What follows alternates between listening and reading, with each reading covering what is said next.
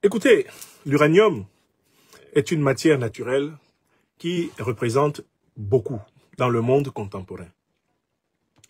C'est une matière naturelle qui permet, pour faire court, de produire de l'énergie en utilisant une très faible quantité.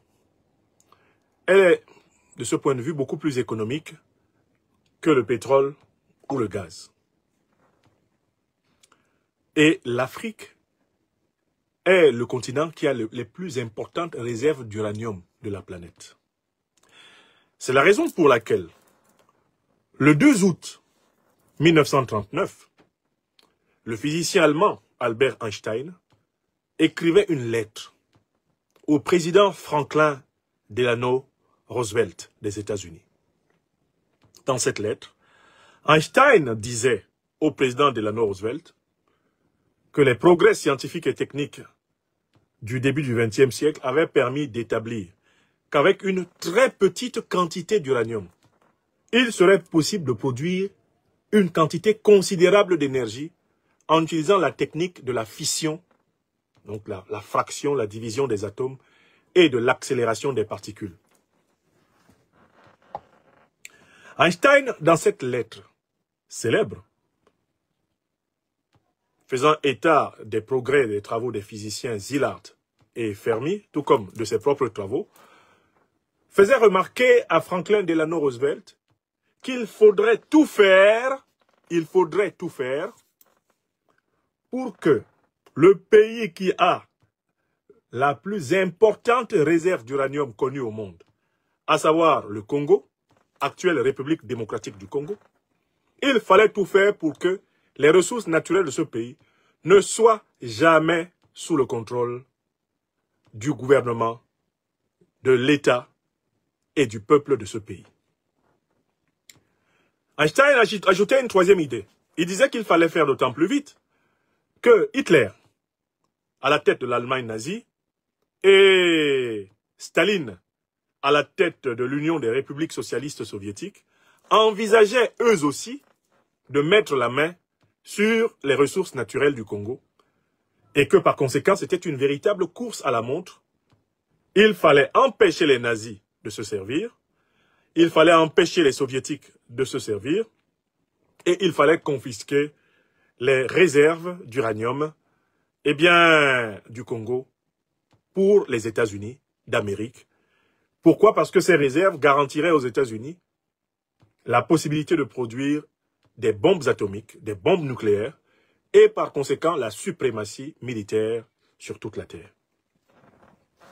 Voilà, en résumé, la lettre écrite le 2 août 1939 par Albert Einstein, physicien d'origine, allemande, juif allemand, qui s'était enfui justement aux États-Unis pour échapper à la répression des Juifs à laquelle se livrait violemment le régime totalitaire d'Adolf Hitler. Cette lettre doit être une référence dans la réflexion africaine sur la question de l'uranium. Parce qu'en fait, cette lettre dit la philosophie de l'impérialisme occidental à propos des matières premières stratégiques sur la Terre en général et en Afrique en particulier. Du point de vue de l'impérialisme, tout pays de ce monde qui détient des matières premières stratégiques doit en être dépossédé, soit directement par la guerre d'agression, soit indirectement à travers des valets, des vassaux locaux. Selon la doctrine impérialiste, il est hors de question de laisser un pays qui dispose des matières premières stratégiques s'industrialiser sur la base de ces matières et devenir à son tour une grande puissance dans le monde. Cette doctrine s'applique à tous les pays africains, que ce soit l'Afrique du Nord, l'Afrique de l'Ouest, l'Afrique centrale, l'Afrique de l'Est ou l'Afrique australe ou Afrique du Sud. Bon, à partir de là, mes chers amis, vous êtes installés dans une compréhension de la marche du monde. Tout pays africain qui se révèle détenteur de réserves d'uranium est par là même en danger. Il est en danger pourquoi? Parce que il est l'objet de rivalités entre les grandes puissances qui ont besoin de ce minerai pour continuer à nourrir leur arsenal nucléaire. Mieux encore, l'uranium n'est pas uniquement utile pour l'arsenal nucléaire de défense. L'uranium est également utile comme énergie d'éclairage et source d'électricité. C'est grâce à l'uranium que fonctionnent la plupart des centrales dites nucléaires.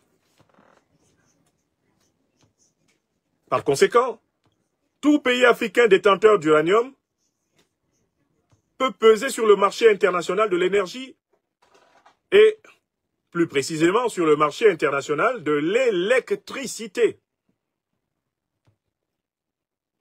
Et vous pouvez appliquer ce raisonnement à toutes les autres matières premières stratégiques qui jouent un rôle considérable dans l'économie, l'industrie, notamment l'industrie de l'armement, à l'échelle de la planète.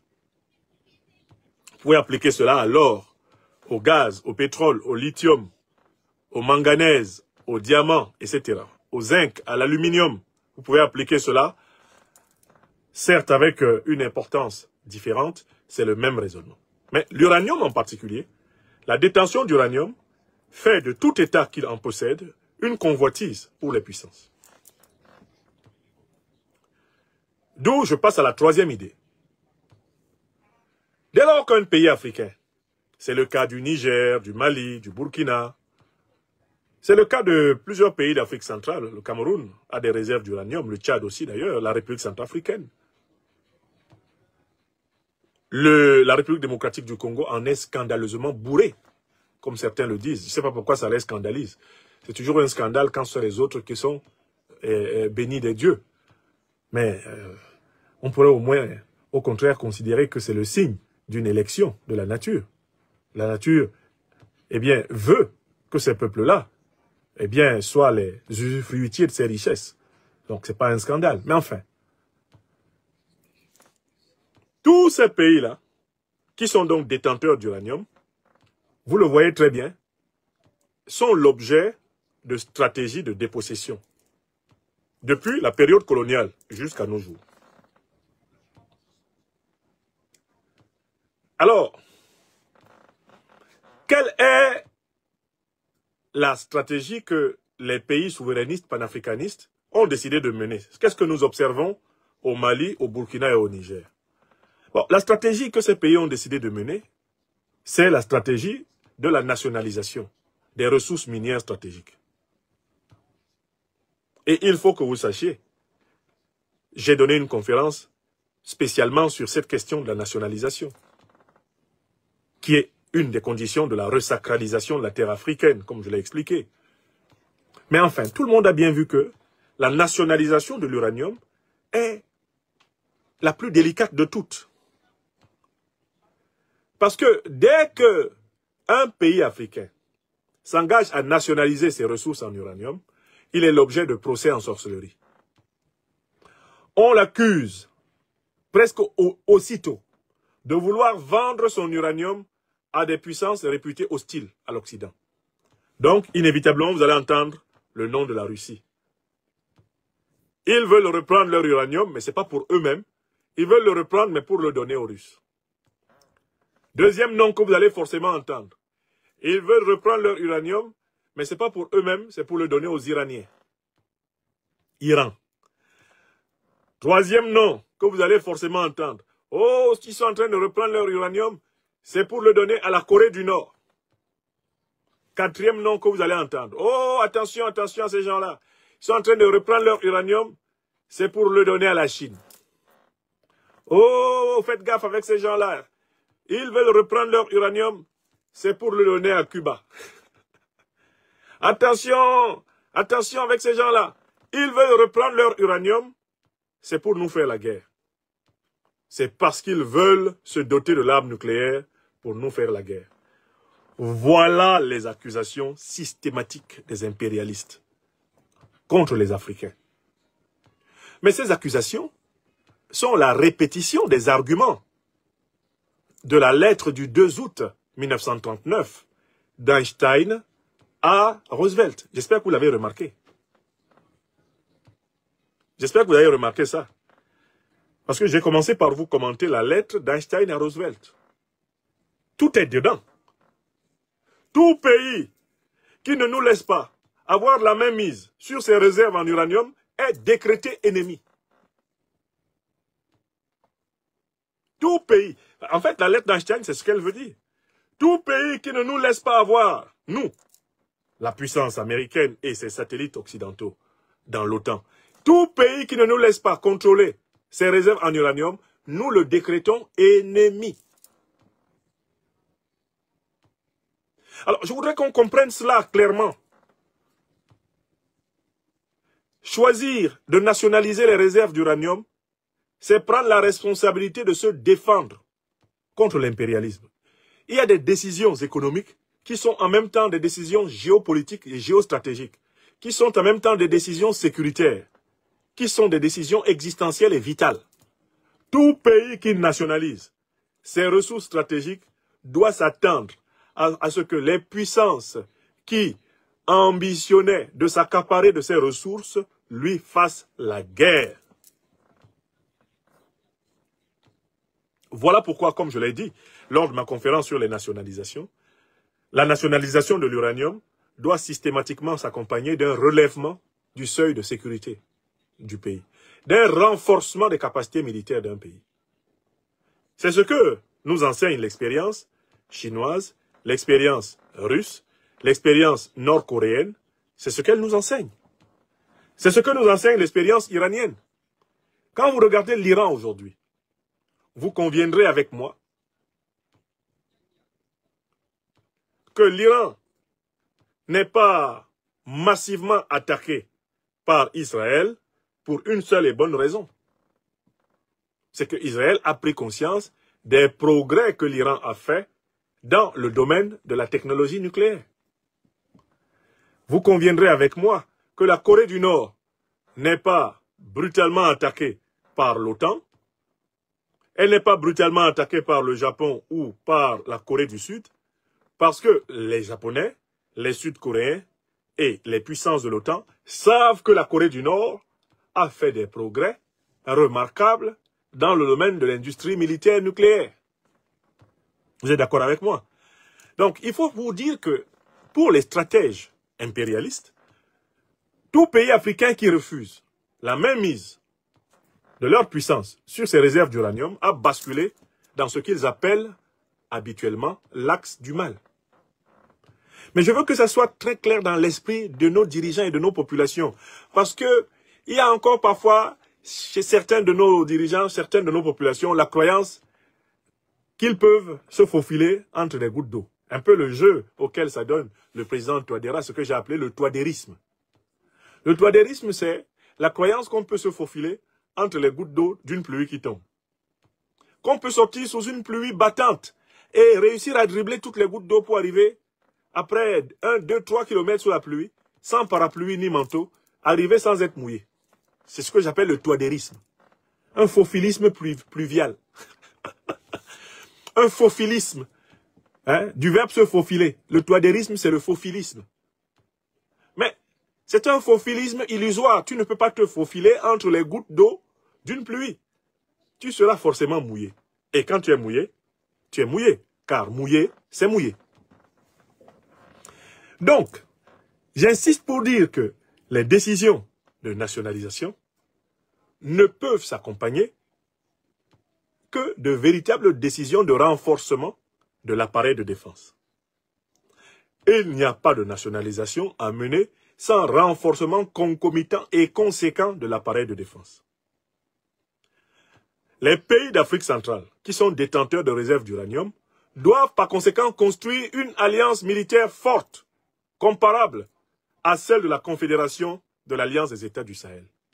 Seule cette alliance militaire forte peut leur donner les moyens d'engager justement les nationalisations.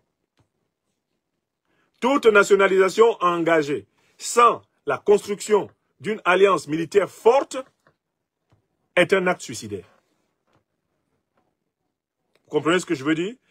Dans le cas d'espèce, il faut donc qu'il y ait des changements politiques révolutionnaires dans les pays d'Afrique centrale pour que l'alliance militaire qui va défendre les politiques de privatisation soit possible.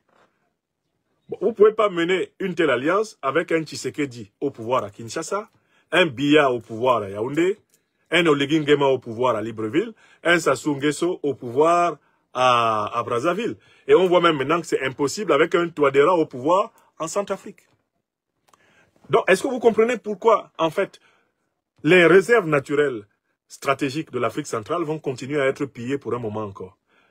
Parce qu'il n'y a pas un arc révolutionnaire panafricain comparable à celui que l'on a dans le Sahel.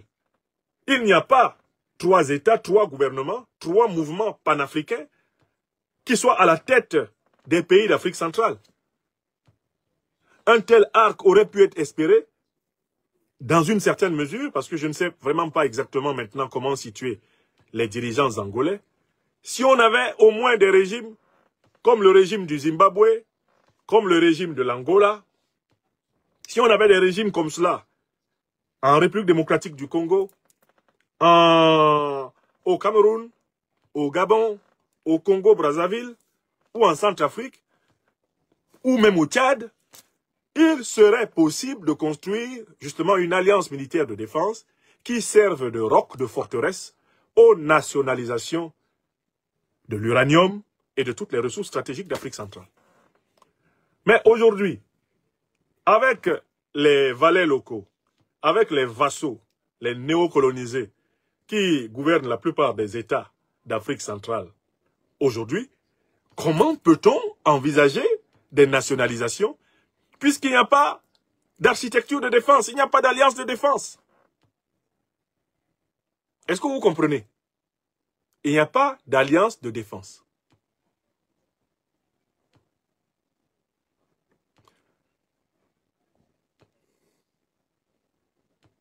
Très bien, j'ai bloqué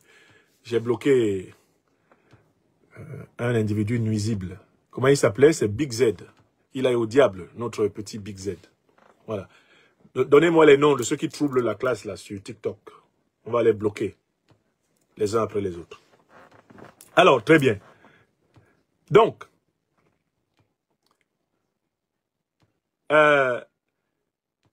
l'Afrique centrale est bloquée parce qu'il n'y a pas les alliances géostratégiques, géopolitiques nécessaires à la protection des politiques de nationalisation. Le Sahel est en train d'être débloqué parce que le Sahel bénéficie d'une alliance géostratégique, d'une alliance géopolitique qui a créé la confédération de l'Alliance des États du Sahel. Cette alliance est en train d'offrir une cuirasse, une couverture aux politiques de nationalisation. C'est cette idée-là que je voulais vous faire méditer. On ne peut pas reprendre, nous ne pouvons pas reprendre notre uranium si nous n'avons pas commencé par reprendre notre défense. Nous ne pouvons pas reprendre nos matières premières stratégiques si nous n'avons pas commencé par reprendre notre outil de défense. Si nous n'avons pas commencé par le contrôler, nous ne pouvons pas les contrôler. Est-ce que cette corrélation est claire? Parce que c'est sur cette corrélation vraiment que je voulais faire porter ma remarque. Voilà, merci beaucoup. On peut donc maintenant avancer, c'est ce que je voulais dire. Le lien intime entre les politiques de défense, les alliances de défense et les politiques de nationalisation. Il faut vraiment qu'on s'en pénètre et qu'on comprenne pourquoi en Afrique centrale on est en retard. Parce qu'on a des régimes anti-révolutionnaires, des régimes de valets, des régimes néocolonisés. D'accord? Donc il faut des révolutions nationales, comparables à celles du Mali, du Burkina, du Niger. Il faut qu'on ait des régimes dont les dirigeants sont les serviteurs de leur peuple. Ces régimes vont passer les alliances qu'il faut. Et à partir de ces alliances et d'autres alliances construites dans le monde multipolaire, les nationalisations des matières premières stratégiques vont se faire. Elles vont se faire avec la capacité de les défendre. Vous voyez aujourd'hui que si le Sahel est en train d'envisager de se doter de satellites, c'est parce que les 3 armées du Sahel, unies en confédération et bientôt en fédération, vont pouvoir protéger les sites, vont pouvoir protéger les satellites, vont pouvoir protéger les sites de direction de ces satellites.